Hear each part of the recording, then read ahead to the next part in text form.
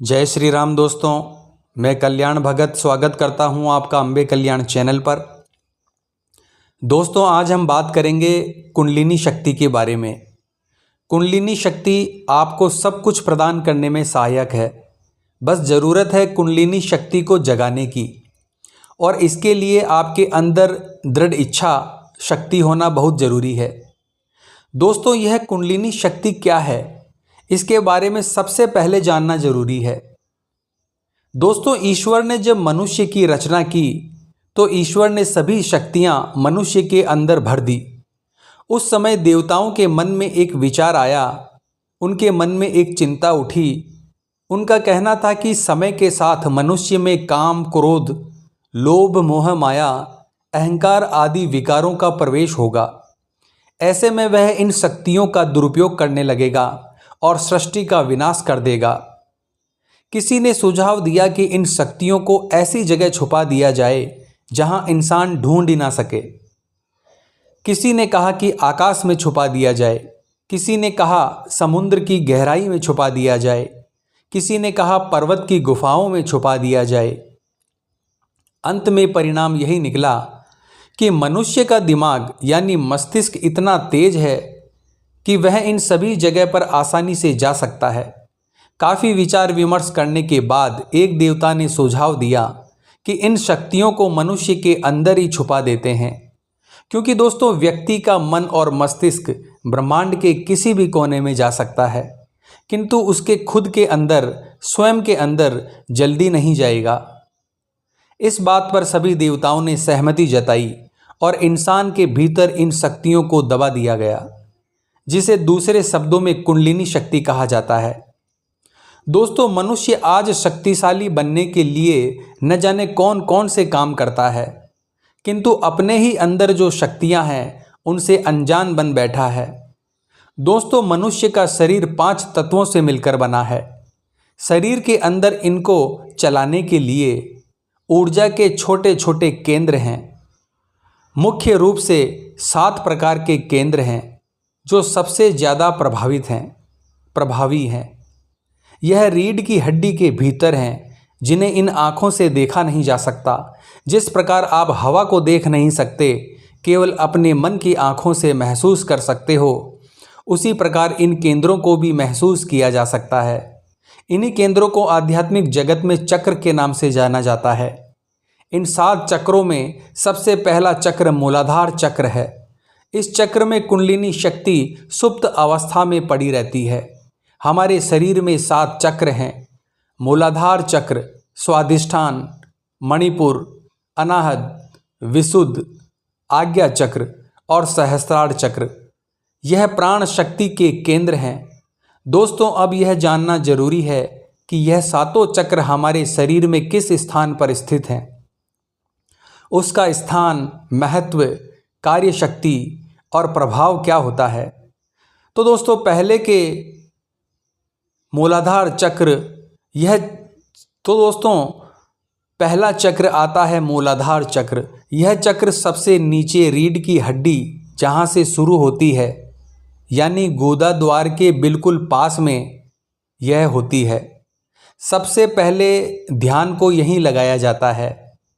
इस प्रकार कुंडलिनी शक्ति यहीं पर बैठी होती है। यहाँ पीले रंग में पृथ्वी तत्व है जो गंध का काम करता है। यहाँ देव रूप में गणेश विराजमान है।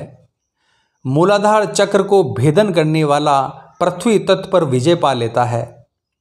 दूसरा है दोस्तों स्वादिष्ठान चक्र। यह चक्र जो हमारी जननेंद्रियाँ होती हैं उनके पास होता है। यहाँ जल तत्व विद्यमान है जो स्वाद और रस का काम करता है। यहाँ देव रूप में ब्रह्मा विराजमान है। इस चक्र पर विजय प्राप्त करने वाले को जल के द्वारा किसी भी प्रकार का भय नहीं रहता। उस व्यक्ति को कई प्रकार की सिद्धियां प्राप्त होती है और इंद्रियों पर उसको विजय प्राप्त हो जाती है। काम, क्रोध, लोभ, मद, मोह, ईर्ष्या और अन्य दुर्गुण व्यक्ति के दूर हो जाते हैं। तीसरा चक्र है दोस्तों मणिपुर चक्र। यह नाभि में स्थित होता है। इसमें लाल रंग में अग्नि तत्व विद्यमान है। यहाँ विष्णु विराजमान है। यह स्वर्ग लोक को दर्शाता है। इस चक्र पर जो ध्यान करता है उसे भी कई सिद्धियां प्राप्त हो जाती है। वह सभी रोगों से मुक्त रहता है। किसी भी प्रकार की अग्नि का भय उस व्यक्ति को नहीं रहता। चौथा चक्र है दोस्तों अनाहत चक्र। यह व्यक्ति का जो दिल होता है उसके पास होता है। इसमें वायु तत्व का निवास है जो स्पर्श का काम करता है। यहाँ देव रूप में शिव विराजते हैं।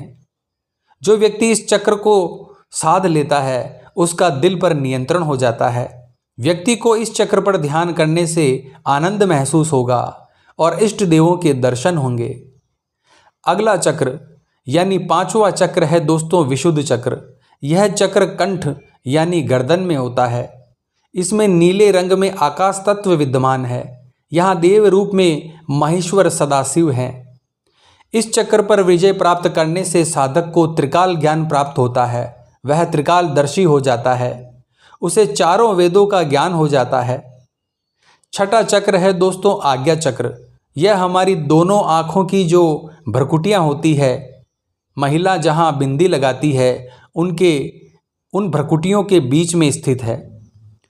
व्यक्ति के संकल्प और विकल्प इसी से जन्म लेते हैं। यहाँ देव रूप में सदाशिव शंभुनाथ विराजमान है। जब साधक इस चक्र पर पहुँचता है तो वह समाधि की स्थिति में चला जाता है। इससे साधक को परमात्मा की अनुभूति होती है। साधक अपने पूर्व जन्मों के जितने भी कर्म हैं वह यहाँ पर नष्ट कर सकता है। इस चक्र को जगाने से साधक को दिव्य दृष्टि प्राप्त होती है और भविष्य में होने वाली सभी घटनाओं को वह देख पाता है और समझ पाता है। सातवां चक्र है दोस्तों सहस्त्रार चक्र। कुंडलिनी योग में यह चक्र ही संपूर्ण समाधि दिलाता है। यह व्यक्ति के शीर्ष यानी सर के ऊपर बीचों बीच होता है। सुषुम्ना नाड़ी ही यहाँ तक पहुँचती है। यह एक एक चक्र को जगाते हुए सबसे अंतिम में इस चक्र को जगाती है।